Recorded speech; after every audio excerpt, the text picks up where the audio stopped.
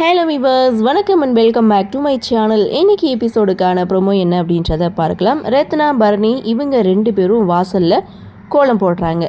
இன்னொரு பக்கம் அறிவழகன் ரத்னாவை ரசிச்சுட்டு திண்ணையில் உட்காந்துட்ருக்காரு. அப்போது சண்முகத்தோட என்ட்ரி. சண்முகத்தை பார்த்ததும் உட்கார்ந்திருந்த அறிவழகன் டக்குன்னு எழுந்துக்கிறாரு.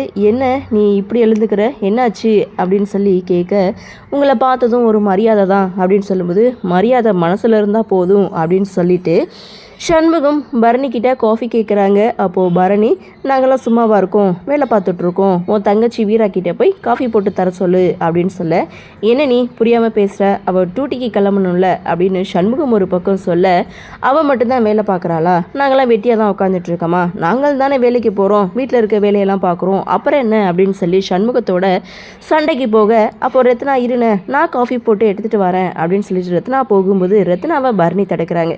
இது புருஷன் பொண்டாட்டிக்கு இடையில நடக்கக்கூடிய சண்டை. இந்த சண்டையில் நீ தலையிடக்கூடாதுன்னு ரத்னாவை ஒரு பக்கம் இங்கே கடுமையாக பரணி பேச ரத்னா சைலண்ட் ஆகுறாங்க.